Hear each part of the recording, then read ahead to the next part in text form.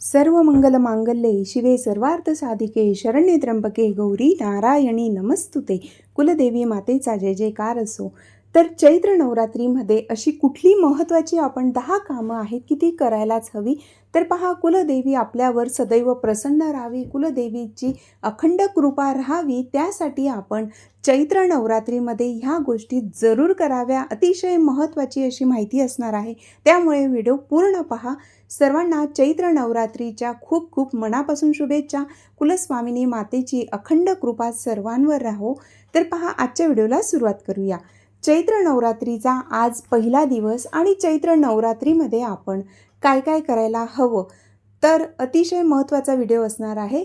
तर पहा, चैत्र नवरात्री सुद्धा तेवढीच महत्त्वाची मानली जाते। याला रामनवरात्र सुद्धा म्हटलं जातं। पहिला दिवस म्हणजे गुढीपाडवा, नवीन मराठी वर्षाची सुरुवात असते।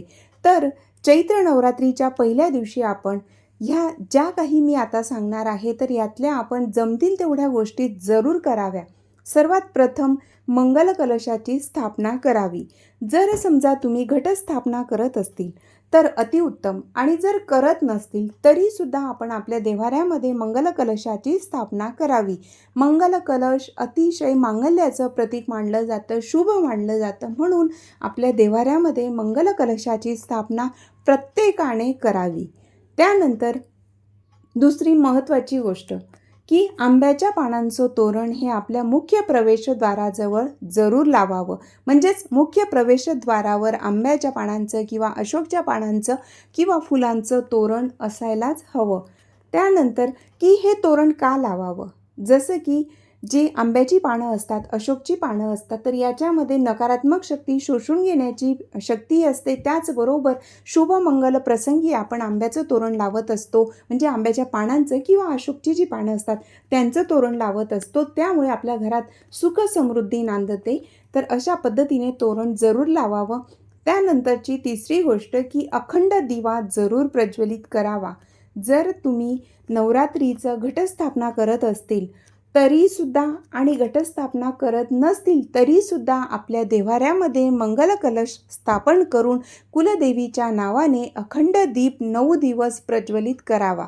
आता अखंड दीप म्हणजे तो तुम्ही मातीचा घेऊ शकतात किंवा तुमच्याकडे जो असेल त्याच्यात तुम्ही 9 दिवस अखंड तेवत राहील, ह्या पद्धतीने तिळाच्या तेलाचा किंवा तुपाचा सुद्धा लावू शकतात। त्यानंतर की वेदिका तयार करून त्यात आपण सप्तधान्य टाकायचं आहे। म्हणजे घटस्थापना करत असतील तर अशा वेळेला जी एखादी तुमच्याकडे कुठली टोपली असेल किंवा जे काही असेल त्याच्यामध्ये माती टाकून त्यात आपण सप्तधान्य टाकायचं।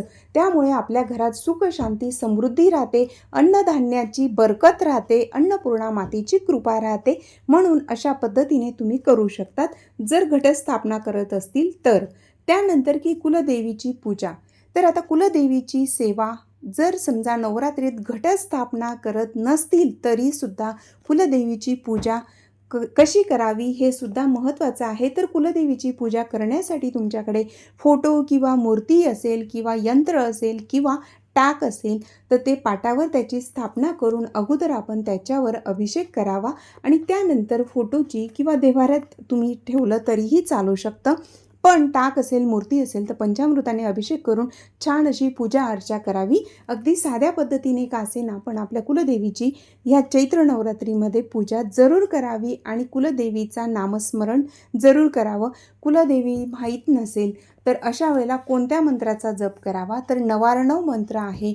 तुमची कुलस्वामिनी कोणतीही असेल तरीसुद्धा आपण 99 मंत्र ओम ऐं ह्रीं क्लीं चामुंडाय विच्चे ह्या मंत्राचा जप करावा। ओम दुम दुर्गाय नमः ह्या मंत्राचाही जप करू शकतात।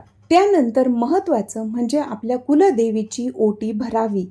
जर तुम्ही कुलदेवी ज्या ठिकाणी आहे तिथे जाऊन ओटी भरली तर अतिउत्तम, पण हे शक्य नसेल, वेळ नसेल किंवा खूप लांब असेल आणि तुम्हाला आता शक्य नसेल जाणं, तर अशा वेळेला तुम्ही देव्हाऱ्यामध्ये जर कुलदेवीचा फोटो असेल, मूर्ती असेल, त्या ठिकाणी सुद्धा तुम्ही कुलदेवीची ओटी भरावी। कुलदेवीची ओटी कशी भरावी हा व्हिडिओ जरूर पहा। अतिशय मनापासून ही सेवा जरूर करा।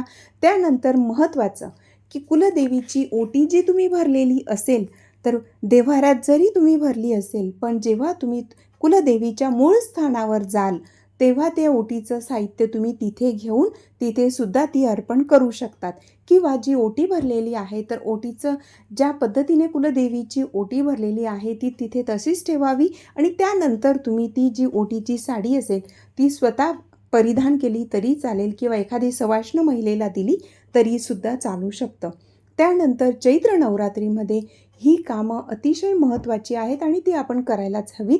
तर कुलदेवीच्या नावाने तुम्ही जे काही 9 दिवस असतात तर 1 ते 9 दिवस उपवास करू शकतात किंवा सप्तमी, अष्टमी आणि नवमी अशा पद्धतीने केलं तरीही चालू शकतं. अगदी पहिल्या दिवशी आणि अष्टमीला उपवास केला तरीसुद्धा चालू शकतं.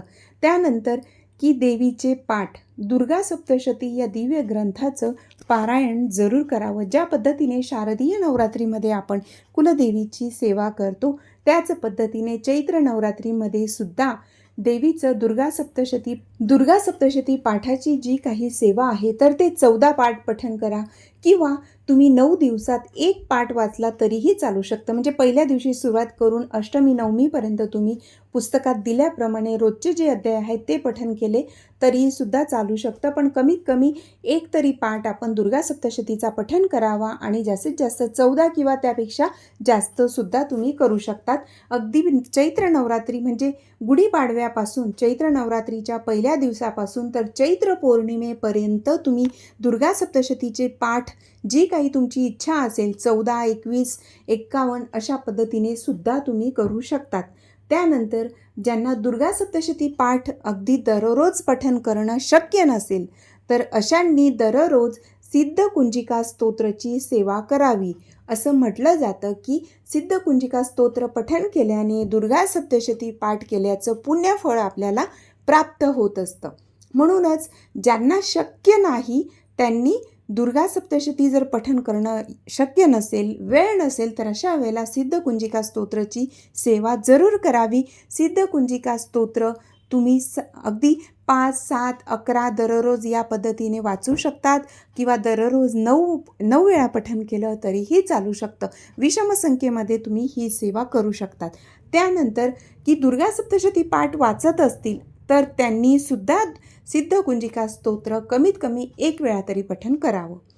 त्यानंतर की नवार्णव मंत्र, लक्ष्मी अष्टकम याची सुद्धा सेवा प्रत्येकाने जरूर करावी.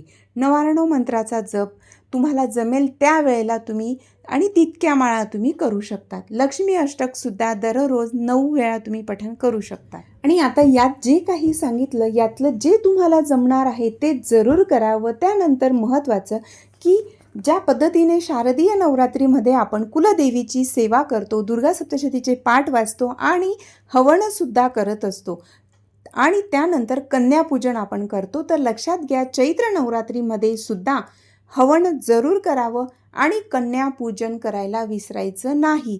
तुम्हाला जेवढ्या कन्या मिळतील तेवढ्यांचं तुम्ही पूजन करू शकतात. अगदी 1 कन्यापूजन केलं तरीही चालू शकतं आणि जास्त सहज तुम्हाला कन्या मिळत असतील तर त्यांचंसुद्धा पूजन करावं. अशा पद्धतीने कन्यापूजन आणि हवनसुद्धा आपण चैत्र नवरात्रीमध्ये करायला हवं. कुलदेवीची ही अतिशय प्रभावी आणि तेवढीच विशेष अशी सेवा आहे. म्हणूनच चैत्र नवरात्रीमध्ये आपण ही 10 कामं जी सांगितली ती नक्कीच करायला हवीत. यामुळे आपली कुलदेवी आपल्यावर सदैव प्रसन्न राहते, आपल्या घरात सुख, शांती, समृद्धी राहते. जी कुठली तुमची कामं होत नसतील त्यासाठी तुम्ही ही सेवा जरूर करावी.